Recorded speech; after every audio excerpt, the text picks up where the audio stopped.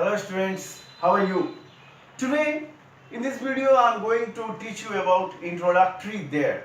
Introductory there का प्रयोग हम लोग sentences में करते हैं और जो sentence there से start होता है उसे हम introductory sentence की संज्ञा देते हैं।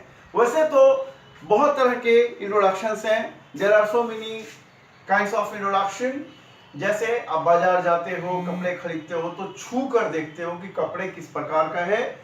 Suppose you got a flower, आपको एक फूल मिला तो फूल को आप स्मेल करके सूंघ करके देखते हो कि whether what is the smell, how is the flower, या उसके कलर से उसके शेप से हम लोग जानते हैं। तो देयर से हम लोग इंट्रोडक्टरी सेंटेंसेस को लिखते हैं। So let us see how we can write introductory sentences with there. Introductory sentence. An introductory sentence denotes introduction. तो जैसा कि आपने देखा एक introductory sentence से introduction मतलब परिचय का बोध होता है। We start the sentence with there. हम लोग there से sentence को start करते हैं। We use there as an adverb in sentences. ज्यादातर हम लोग देयर का प्रयोग एक वाक्य में एडवर्ब की तरह करते हैं, but introductory there has no adverbial sense. लेकिन जब हम लोग इंट्रोडक्टरी सेंटेंस देयर से जब सेंटेंस को स्टार्ट करते हैं तो यहां पर देयर का कोई एडवर्बियल सेंस नहीं होता है। नाउ सम एग्जांपल्स आप देखेंगे हिंदी में। पहले एक लड़का है या सड़क पर एक गाय है। यहां पर मैंने दो नाउन्स को देखा, एक सड़क और दूसरा एक गाय। तो सड़क को मैंने नाउन ए माना हिंदी में और गाय को मैंने नाउन बी मान लिया। जग में पानी है तो फिर से मैंने जग को जो सबसे पहले नाउन है उसको मैंने ए माना और पानी है उसको पानी को बी माना, पानी भी नाउन है। चलिए हम लोग एक इंपॉर्टेंट नोट देखते हैं अभी। We use singular form of auxiliary जिसको टू बी बोलते हैं is am are was were को विद अनकाउंटेबल नाउन्स। आप याद रखेंगे कि जब वाक्य में अनकाउंटेबल नाउन्स होगा, वैसा नाउन होगा जिसे हम गिन नहीं सकते हैं, तो आप सिंगुलर वर्ब टू बी का इस्तेमाल करेंगे, जैसे इज, वॉज इत्यादि, हैज इत्यादि का। आइए अब हम देखते हैं कि सेंटेंस कैसे बनाएंगे। सिंटैक्स, सबसे पहले there, there after to be. To be से मेरा तात्पर्य है वर्ब टू बी जिसे हम लोग ऑक्सिलियरी भी कहते हैं। Is, am, are, was, were इत्यादि आप लगा सकते हो देयर के बाद, प्लस नाउन या pronoun, plus preposition, plus the, plus फिर से नाउन या प्रोनाउन। आप यहां याद रखेंगे कि हिंदी में जो नाउन बी मैंने कहा, जैसे एक गाय, ये नाउन बी था। इंग्लिश के सेंटेंस में ये पहले आ जाएगा नाउन बी, हिंदी वाला नाउन बी पहले आ जाएगा ऑक्सिलियरी के बाद, और हिंदी में जो पहले वाला नाउन है नाउन ए, वो इंग्लिश के वाक्य में लास्ट में चला जाएगा हिंदी वाला नाउन ए। इस चीज का आप ध्यान रखेंगे। Now let us see some examples. There is a boy, एक लड़का है, एक लड़का है। There is a boy, boy singular है, ए बॉय, इसीलिए हमने इज का प्रयोग किया।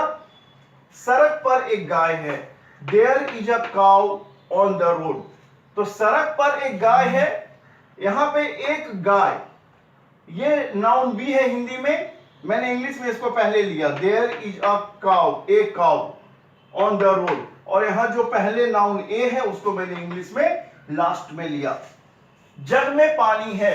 There is water in the jug, इस वाक्य में जग नाउन ए है और पानी नाउन बी है, और हमने सबसे पहले नाउन बी को लिया। देयर इज वाटर, हिंदी वाले नाउन बी को हमने इंग्लिश में पहले लिया। There is water in the jug, और हिंदी में जो नाउन ए है, पहले जो नाउन है उसको मैंने इंग्लिश में लास्ट में लिया।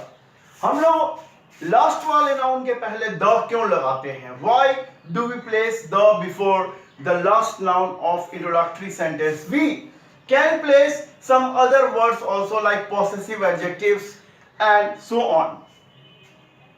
जैसे there is a book in the room, तो there is a book in the room का मतलब हुआ कि कमरे में एक पुस्तक है, तो आपका ध्यान किधर जाएगा? कमरे में जाएगा। तो डेफिनेटली रूम जो है वो डेफिनेट हुआ, निश्चित हुआ, और आपको पता है हम लोग डेफिनेट चीज के पहले द का प्रयोग करते हैं। चलिए एक और एग्जांपल को हम लोग देखें। सड़क पर एक लड़का है, तो आपका ध्यान किधर जाएगा? सड़क की ओर। तो सड़क निश्चित हो गया, तो there is a boy on the road. इस तरह से आप लोग कह सकते हो कि मेरे हाथ में एक मार्कर है। There is a marker in my hand, तो हमने द की जगह क्या लगाया? माई, जो कि पॉसेसिव एडजेक्टिव होता है। इस तरह से आप लोग बहुत सारे इंट्रोडक्टरी सेंटेंसेस को बोल सकते हो, लिख सकते हो।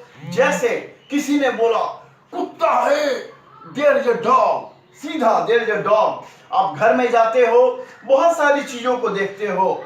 जैसे इस घर में आप देख सकते हो व्हाइट बोर्ड है इस क्लासरूम में, तो मैं कह सकता हूं there is a white board in the classroom. या आप कह सकते हो there are many stars in the sky, आसमान में बहुत सारे तारे हैं। There are 29 states in India, India में 29 स्टेट्स हैं। इस तरह से बहुत सारा की बातें, you can frame so many sentences.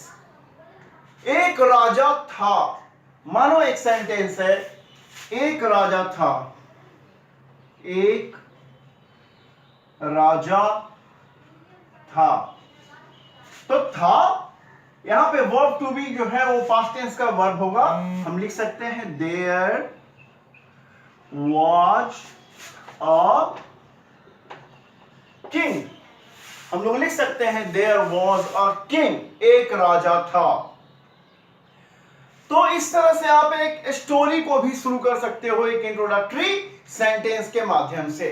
जैसा कि मैंने आपको बतलाया कि अगर सेंटेंस में नाउन्स जो होंगे अनकाउंटेबल्स होंगे, अनकाउंटेबल होगा कोई अगर नाउन, तो हमें सिंगुलर वर्ब का इस्तेमाल करना है। जैसे जग में पानी है, तो आपको कहना है there is water in the jug, there is water in the jug.